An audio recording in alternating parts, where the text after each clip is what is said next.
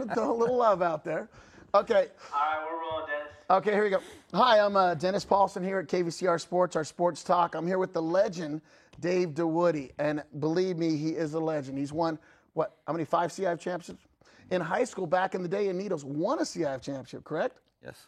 And who was your coach back there, Dave? Bob McCutcheon, Gene Mazzei. Gene Mazzei at Needles? He was my coach. That was the Valley connection? Actually, Bob Smith and Ed Cody were the connection for me. Wow. When I came to Valley College.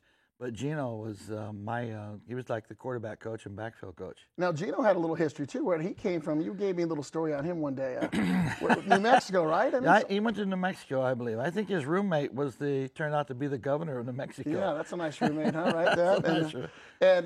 Gene used to tell me stories, and Ken Blumenthal and stuff would tell me stories, said you were the greatest athlete they had ever seen. They said one day they were doing something, somehow you ended up on the beach, and you surfed without never even surfing in your life. Oh, my gosh. That's what I was told. Now, is that a true story?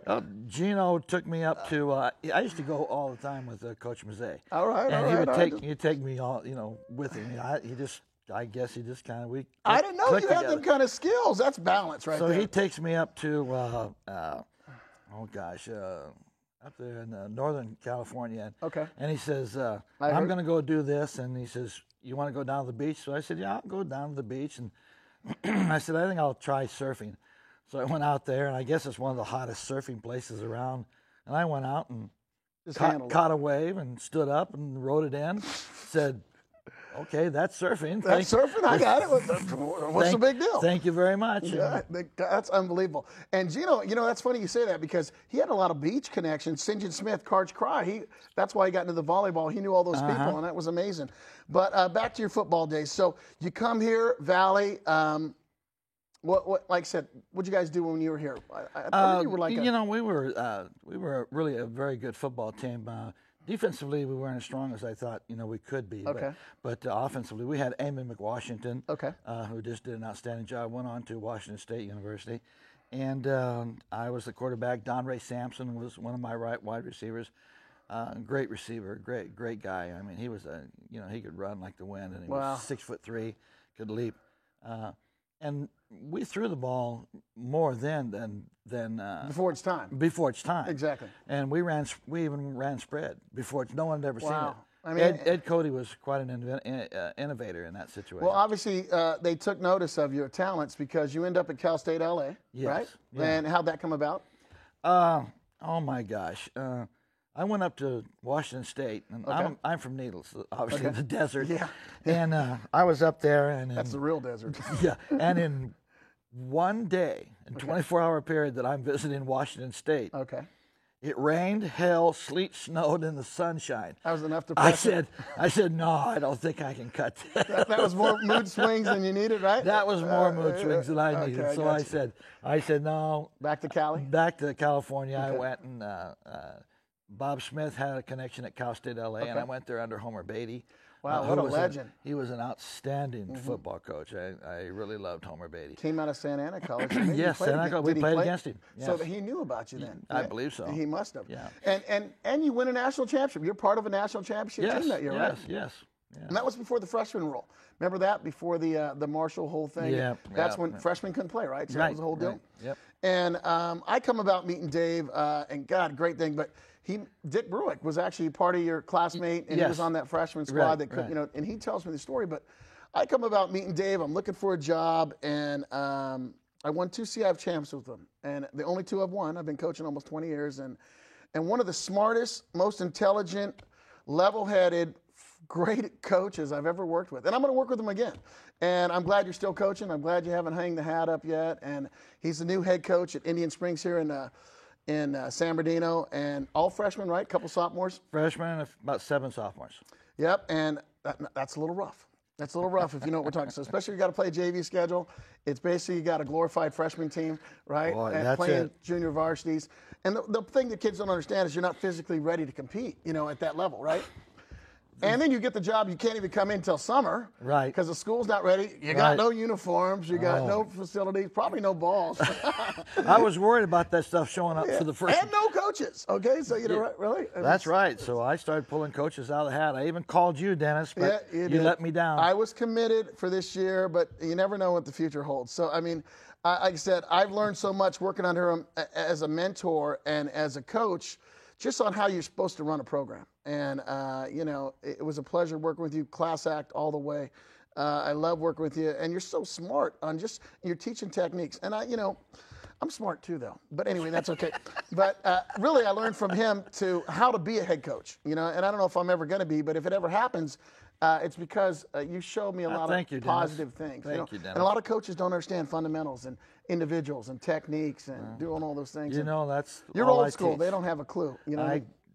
A constant search for perfection of fundamentals. That's what I'm at. So I go there. Let me tell you, I go there for an interview. Toughest interview ever to this day. A little Christian school, 8-man. I'm thinking, what's the big deal? He gives me a tape, makes me take it home. He says, come back tomorrow. There's going to be a quiz. I come back tomorrow. He knows exactly every offense, every defense. He says, okay, tell me what they're running. Makes me draw it on the board, and I couldn't believe how knowledgeable you were about the game. And then you call on me. I find out you talked to Bruick, you talked to Mazzei, you talked to all these coaches about me. So impressive that you did your homework. It was a Christian school. I don't know how Christian I was at the time, but I try to be. God bless you. Not really. You know what, Dennis? You always conducted yourself like a gentleman. You're an outstanding coach yourself, my friend. You're the first person I thought of when I got this opportunity to coach at Indian Springs. I appreciate And you're that. the first guy I called because you're the. Well, I know the area too. You're the defensive man, buddy. Let me tell you. You know what? I almost forgot how much I knew, and I don't know anymore. I tell you what, you take a couple years off, you do get a little, Boy. I took a couple years off to do a little writing and stuff like that. Forget it. But what about Bruick? Now, you coach now with the big game coming up, Chaffey and Valley. He was the offensive coordinator when I played at Chaffey College. And matter of fact, met one of your son-in-laws there, right? Yes. Right. So how'd that come about? Oh my gosh.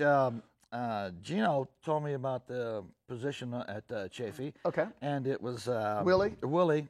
Okay. And Richardson was Willie Richardson. Okay. And Willie gave me a call, and I went in for an interview with Willie, and he told me that he wanted me. Okay. And I actually started out as the quarterback backfield coach. All right. And then the offensive coordinator, about 3 games into the season, just hung it up. He wanted to retire, and he just said he had enough. And so then Willie he had enough once he got to hear you in a meeting because he didn't realize how much he didn't know. Probably. Okay, I don't know about that. I'm going to tell you, Dave. You and Coach Bruick, hands down, sharpest coaches I've ever worked with. To this day, even Coach Batten, Coach Rogers.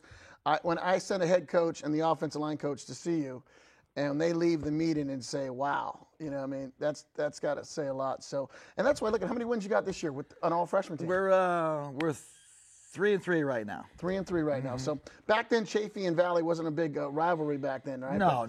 But in high school football back in the day, the CBL was it, right? No, that was it. That was it. I was in a little town in Needles, and I still knew about the CBL. Yeah, big stuff. And that kind of stuff. So. Now, you as a coach have won 5 CIF championships, right? Yes.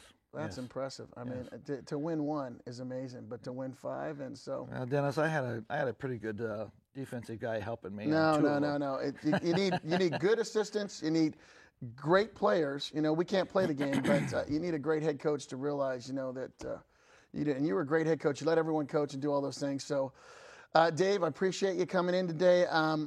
Greatest coaching moment. Give me a couple.